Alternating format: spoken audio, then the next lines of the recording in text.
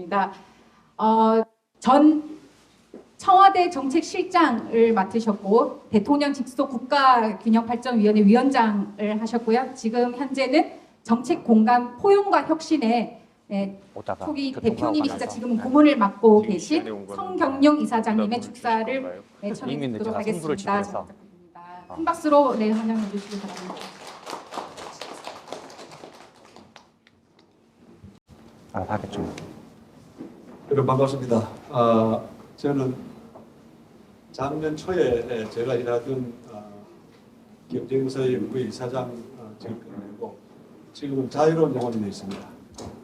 먼저 오늘 우리 최병철 소장님의 좋은 불평등이라는 제작의 출판 기념회를 진심으로 축하드립니다.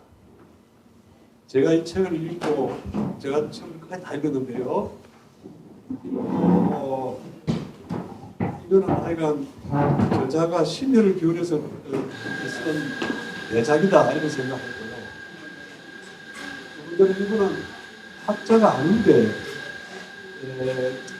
정치 현장에서 또 과거에는 노동운동의 현장이나 학생운동의 현장에서 일하던 분으로서 정책에 이제 집중해서 연구하는 분인데 학자가 자기 가설을 세워놓고 그 미로를 이렇게 찾고 찾아서 필요한 이론과 데이터를 다 모은 다음에 정말 일목요연하게 불평등에 대해서 정리를 잘했다 생각했습니다. 특히 이제 이번에 고민이 진보라고 하는 그 때문에 진보이기 때문에 진보가 정당성을 갖는 게 아니고 진보가 제대로 된 판단을 하지 못하고 고정관념에 사로잡히고 상황 진단에 오류가 생길 때는 정치적 실천, 정책의 실천에 있어서 중대한 문제가 발생한다는 것을 누누이 강조하고 있고요. 그거를 넘어서기 위해서 아마 책 제목도 좋은 불평등 이렇게 하지 않았나 생각합니다. 역설적이지만 대단히 우리가 이기고 좋은 세상을 만들기 위해서 정확한 인식을 가지고 제대로 된 실천을 하자라는 그런 고민을 오랫동안 하신 걸로 저는 그렇게 이해를 했습니다. 책을 읽어보시면은 우리나라 불평등이 그 진위 개수가 역사를 어떻게 변화해 왔는지 큰 흐름을 지금 보여주고 있고 보통은 이제 우리 불평등 연구의 대가가 우리 강신욱 박사신데 오늘 지금 나와 계신데요.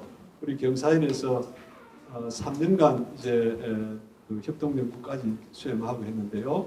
나중에 좀 좋은 의견 주시기 바라고.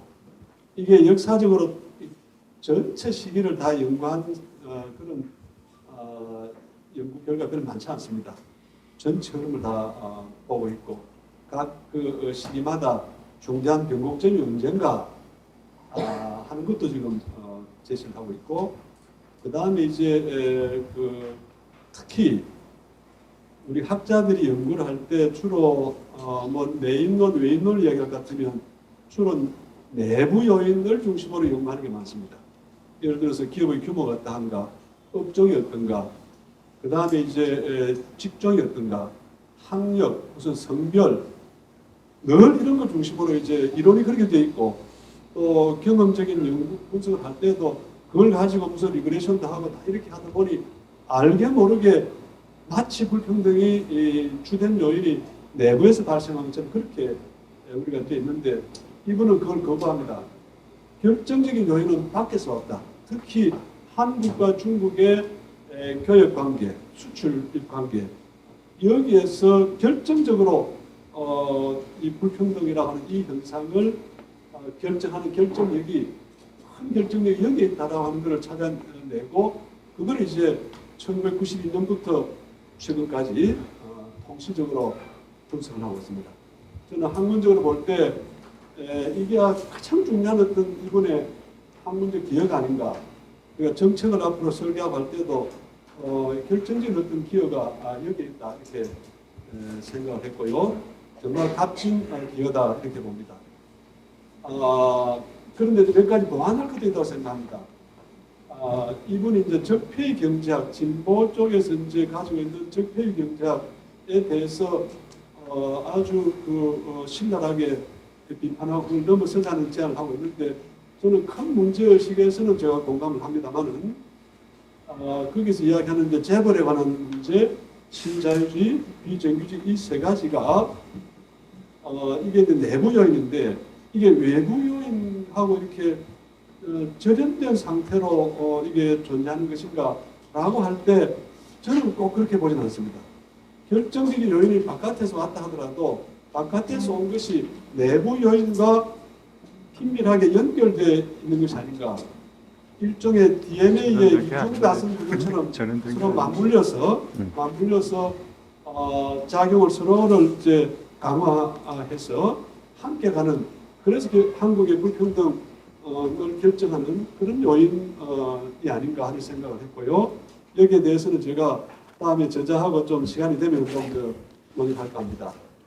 그 다음에 이제 우리 문재인 대통령께서 그 책을 보시고 아주 높게 평가하시고 정권이라든지 또 제기하는 어떤 문제가 정말 아주 눈여겨볼 게 많다 하고 이제 그렇게 페이스북에 올렸는데 마지막으로 이제 문 대통령이 지적하는 문제가 자산 불평등에 관한 겁니다.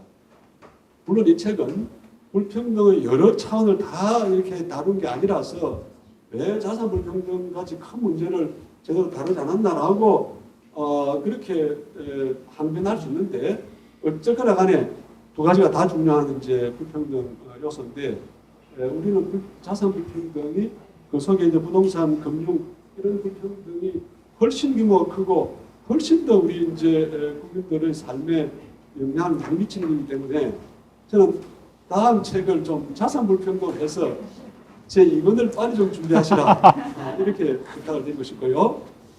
마지막으로는 좋은 불평등이라는 이제 아주 역설적인 제목으로 많은 사람들한테 이 사람이 지금 무슨 소리를 하는가 이렇게 또 역설적인 제목이 많은 공감을 불러일으키고 언론에서 많은 관심을 이렇게 보내줬다고 생각하는데요.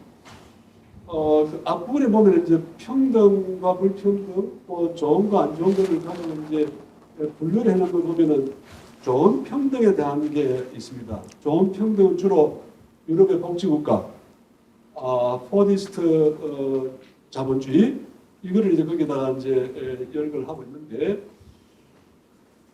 지금까지 우리나라는 좋은 불평등이라는 관점에서 접근을 했다면은 미래의 과제는 좋은 평등에 대한 고민을 본격적으로 해야 되는 게 아닌가. 왜냐하면 지금 우리가 그런 시대에 접어들었고 우리가 3번의 민주정부를 거쳤지만은 불평등 문제를 복지를 확충해서 재분배를 확대하고 또 우리 국민들의 삶을 사회보험이나 또 노인 그 기본 기초연금 이런 걸 통해서 많이 보완했습니다만은 불평등 문제에 있어서 우리가 그 부담을 지금 가지고 있습니다. 그럼 불평등 문제를 제대로 좀 개선하고 복지를 좀 더 안정적인 기반을 만들기 위해서는 이제는 서구 유럽에서 미국이 대공황 이후에 사회보장 체제를 구축해서 평등의 그 수준을 높인 것처럼 이제 우리 대한민국의 미래 과제도 좋은 평등이라는 관점에서 그거를 정당의 힘으로 정당과 사회 세력이 연대한 가운데 좋은 정책을 만들어서 여기에 이제 체계를 세우고 성과를 내고 그것으로서 국민들에게 평가받고 지지받고 해야 될 단계에 오지 않았나 저는 그런 생각을 하게 되었습니다. 이번에 학교에서 진행되는 그런 그 불평등 연구와 좀 다른 어떤 접근을 통해서 중요한 어떤 성과를 이렇게 실현했는데 그 점에 있어서 우리가 높게 평가해야 한다고 생각합니다만은 지금 몇 가지 분야에 몇 가지 주제에 대해서 좀 더 연구 보완이 필요하다 저는 그렇게 보고 있고 아마도 이분의 역량과 또 이번에 이 책을 통해서 보여주는 그 실력을 보면 앞으로 보완해드리는 주제에 대해서도 충분히 수준 높게 이 일을 해낼 것으로 저는 그렇게 믿습니다. 앞으로 더 연구도 왕성히 하시고 본인이 이 정치적 영역의 어떤 그 실천과 이 실행을 염두에 두고 있을 텐데 정치 영역에 있어서도 좋은 성과를 기대합니다. 축하합니다. 네, 선생님, 소장님 감사합니다.